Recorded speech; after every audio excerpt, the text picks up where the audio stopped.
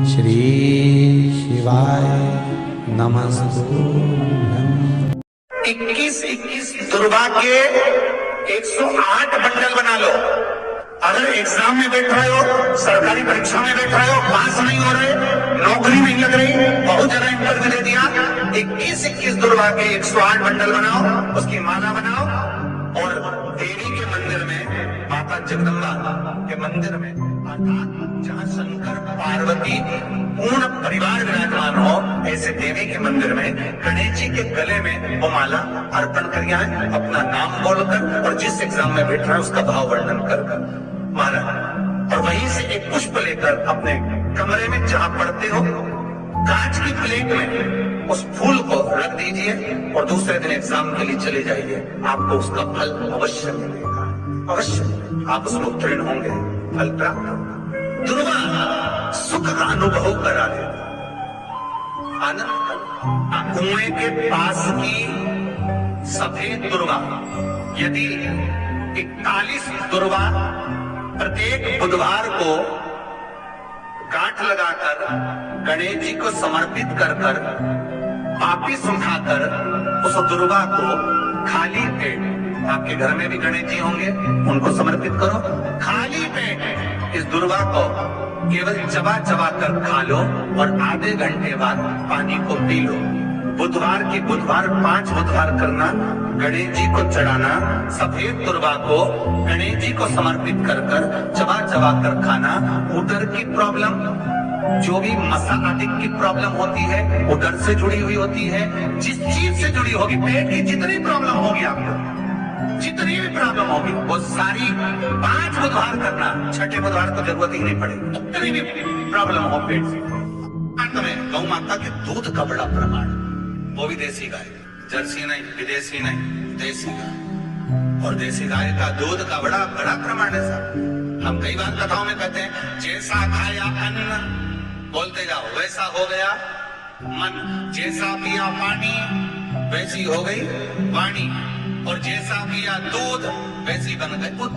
बुद्धि कैसे बनी है? दूध से। डब्बे का दूध पियोगे तो डब्बे हो जाओगे, थैली का दूध पियोगे तो थैली, बोतल का दूध पियोगे तो बोतल। दूध का बड़ा, गौ माता के दूध का। कहा एक पात्र में जल और दूध ले लीजिए, शुक्रवार का दिन, तो कहोगे गुरुजी ये कथा कहां से निकाल के लाए हो?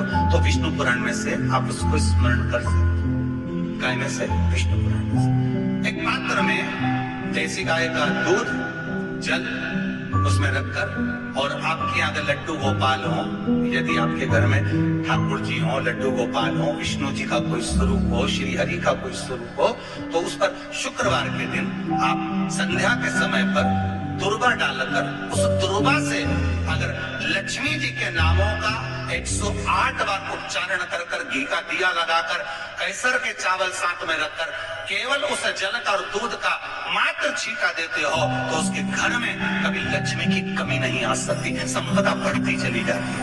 108 बार लक्ष्मी के नाम का मात्र उच्चारण कर लेने पर, भगवान विष्णु के चरणारविंद पर, भगवान विष्णु के चरणों पर केवल उस दुर्गा का जल का दूध का सिंचन कर देने से भी लक्ष्मी की वृद्धि, लक्ष्मी देती। दुर्गा बढ़ती है। दुर्गा का एक बहुत सुंदर गुण है महाराज, बहुत सुंदर गुण है दुर्गा का। जहां पर उसके भीतर गांठ आती है ना, वहां से 2 रास्ते बना देती है। बोले बनाती कि नहीं बनाती? कभी दुर्गा देखी होगी आपने, जहां गांठ आई वहां 2 रास्ते बनाएगी, फिर गांठ आई फिर 2 रास्ते बनाएगी, फिर गांठ आई फिर 2 रास्ते बनाएगी। दुर्गा का क्रम ऐसा है कि हम भगवान को दुर्गा क्यों देते हैं, उसका कारण ये है कि मान लो हे परमात्मा, हे शंभु, हे गणेश, हे प्रभु नारायण, अगर मान लो मेरा एक रास्ता चलते चलते गांठ पड़ जाए, एक रास्ता मेरा बंद हो जाए, तो वहां से मेरे दूसरे रास्ते खोल देना। इसलिए दुर्गा भगवान को समर्पित करी जाती है। दुर्गा को समर्पित करने का क्रम ही यही है कि मेरे मार्ग खुल जाए, मेरी राह खुल जाए, मेरा मार्ग चारों तरफ खुलता चले। दुर्गा नीचे की ओर चलते चलते मार्ग खोलती चली जाती। अमृत है ये, इसलिए नष्ट नहीं होती। तोड़ के रख लेना, प्रैक्टिकल करके जरूर देखना, सीओर वाला महाराज ने झूठ तो नहीं बोल रही है। तोड़ कर रखो दुर्गा को, बोरी में भर कर रखो, 4 साल 6 महीने 8 महीने बाद सूख जाए, बेकार हो जाए, उसके बाद भी उसको खेत में, बगीचे में कहीं ले जाकर पटक देना, 8-15 दिन पानी देना, देखो फिर वापस वही हरी की हरी होना, वही कहीं ना कहीं से स्फुटित होते फिर आगे बढ़ना चालू कर देगी। उसका तत्व है अमृत, वो अमर है, मरती नहीं, फिर चालू कर देती। शिव कहते हैं यही अमरता है, यही अमरता है कि दुख आया तो मरने की नहीं सोच रहा, तकलीफ आई, कष्ट आया, रोग आया, बीमारी आई, थोड़ा सा तकलीफ आ गई, थोड़ी बीमारी आ गई, थोड़ा दुख आ गया तो ये मत सोचना मैं मरना है, नहीं नहीं नहीं, अभी तो और जीना है। तो किस लिए जीना है? कोई कहेगा इसको कई आसक्तियां होंगी, घर की, परिवार की, कुटुंब की, कबीले की, इसलिए जीना चाहती है, इसलिए जीना चाहता नहीं। आसक्ति एक रखना कि मैं जीना इसलिए चाहता हूँ, मैं और जीना चाहती हूँ, इसलिए चाहती हूँ कि अब मैं भगवान का भजन करना चाहती हूँ। अभी तक मैंने परिवार, कुटुंब, कबीले, संसार के लिए करा, अब जितनी जिंदगी दी उस मालिक ने, अब मैं उसका भजन करूँ।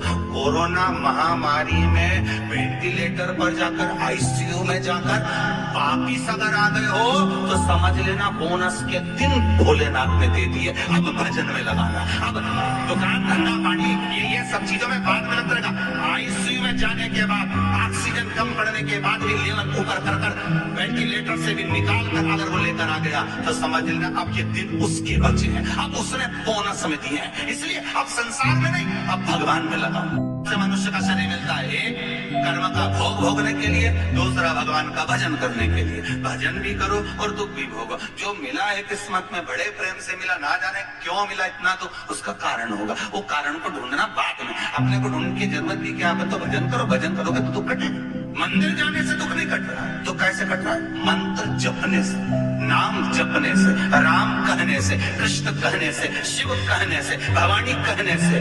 मंत्र जितना जपोगे उतना दुख कटता चले जाएगा, उतना महाराज। दुर्वा भगवान विष्णु को चढ़े, दुर्वा गणेश जी को चढ़े, दुर्वा शिव जी को चढ़े, दुर्वा ब्रह्मा को चढ़े, दुर्वा इंद्र को चढ़े, दुर्वा पितरों को चढ़े। कितना सुंदर कहा है, जिसके घर में पितृदोष प्रबल होता है, बहुत प्रबल पितृदोष है, तो उसके घर के जहां पानी का मटका रखा था, पितृदोष मालूम है ना? पितृदोष का लक्षण क्या होता है? 1 रुपए कमाओ, 1.25 रुपए खर्च हो, समझ लेना पितृदोष। रात्रि को सो गए तुम, बड़े नींद आ गई तुमको, बहुत प्रेम से सो गए, सोने के 1.5 घंटे या 2 घंटे बाद तुम्हारी नींद खुल जाए और कम से कम आधे घंटे तक तुमको भूख लग रही हो, समझ लेना पितृदोष। सोकर उठने के बाद में जैसे 1-2 घंटे की नींद हो गई और अचानक नींद खुल गई और तुम्हें भूख लग रही है, भूख लग रही है, प्यास लग रही है बहुत तेज, अभी सोए हो, 1.5 घंटा ही हुआ, 2 घंटे ही, भूख लगने लगी, बहुत तेज भूख लग रही है, समझ लेना पितृदोष। भोजन की याचना कर रहे, भोजन की याचना।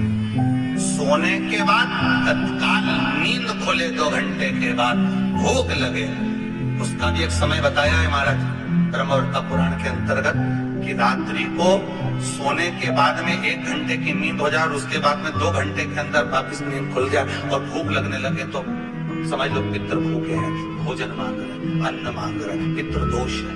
पितृदोष का कुछ कुछ वर्णन किया गया है। घर में एक पात्र के चक्कर में, एक बेडशीट के चक्कर में, एक सामान के चक्कर में विवाद हो रहा है तो समझ लो पितृदोष है।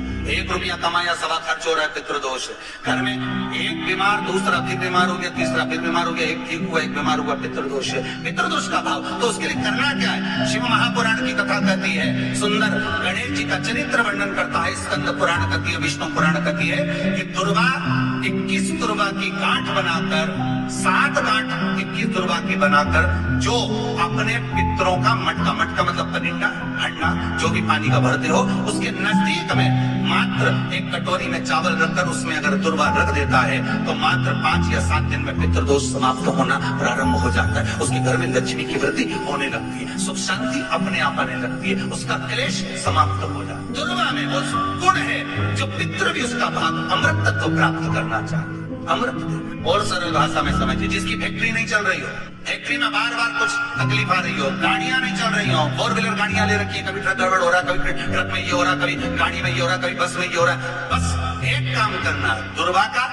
थोड़ा सा भाग लेकर पानी के लोटे में उसको डालकर 5 अक्षत के दाने उसको पटक कर उस गाड़ी के अंदर उस कलश को रख दो, बस आधे घंटे के लिए, और उस पानी को चक्के के चारों तरफ डालते डालते जाइए दुर्वा के साथ, तकलीफ नहीं देगा।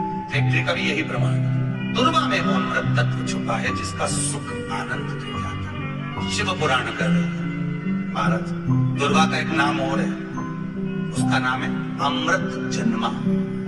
क्या नाम है? अमृत जन्म। दुर्वा का एक नाम और है। मारवाड़ी लोग इसको द्रोवी बोलते हैं, दुर्गा का लोग सुख।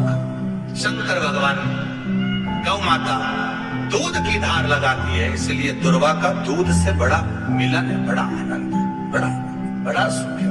कोई भी ग्रह अनुकूल नहीं है, सब बेकार चल रहे हो, सब प्रतिकूल चल रहे हो, दूध के पात्र में दुर्वा डाल लो, पीपल के वृक्ष के नीचे चढ़ा कर आओ, राहु केतु शुक्र शनि जो भी गड़बड़ है सब सुधरना चालू हो जाए।